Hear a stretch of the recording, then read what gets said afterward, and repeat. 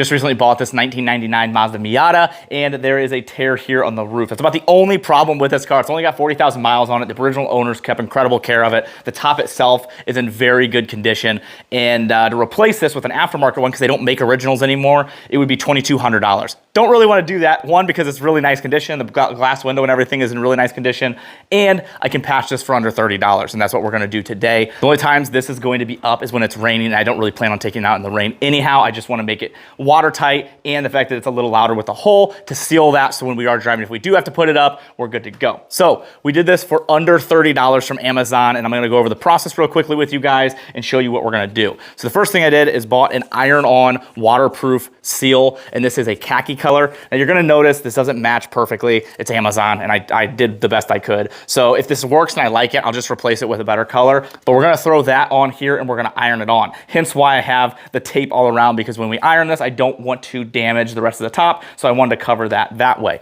So I was a little worried that this wouldn't be fully waterproof, because if I'm parking this outside and it gets rain on it, I really don't want it to leak in there and cause any more damage. So what I did is I bought this Gorilla water seal tape. We're going to put that on the bottom first, and then we're going to use this iron-on stuff on top to cover it to make it look a little bit nicer. So now we're just going to press it here on the inside just like that, and it's going to at least create a lot more of a watertight seal.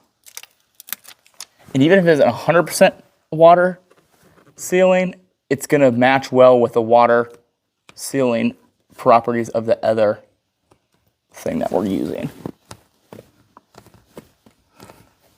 So I already pre-cut my little patch here so it goes around the edges to look a little bit nicer. Obviously it's a different color, but again, if we will replace it if we have to. This is the first time I've ever used an iron-on product. So it says 330, the temperature.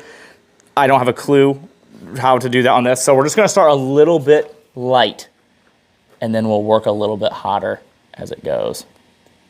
So we're just gonna work the middle first, and then once that sticks, we'll work our way to the edges.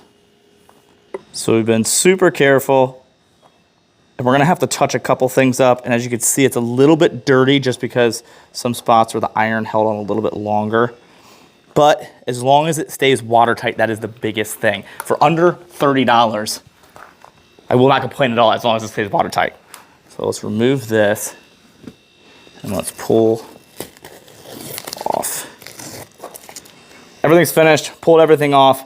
Is it the absolute best looking thing in the world? Absolutely not, but is it gonna get the job done? I think so. I'll be able to give you guys an update later on after I use this, but I'm really confident this is gonna work really well with that water seal on the inside and the waterproofed patch on the outside. The iron-on stuff worked really well. The biggest thing is just making sure you're covering your sides, because what you don't want to do is accidentally set the iron on the cover and then melt or burn your cover and cause more damage. There are links to everything in the description to be able to buy it for yourself from Amazon, and hopefully you guys can do this yourselves. It took us about 15 minutes. Honestly, the longest part, trying to figure out how everything worked, and then making sure you're taking your time, cutting everything and making it the right way. If it's a patch somewhere like here, it'll be a lot easier because you can just lift up and set the iron on top. Obviously with the angles and the bars and everything makes it a little bit more difficult, but hopefully this video is able to help you guys if you decide you want to do this to your own car. And the biggest thing, if it doesn't work, you're only out $25, and then you can go ahead and invest in a top, or do this until you can save money to invest in a top.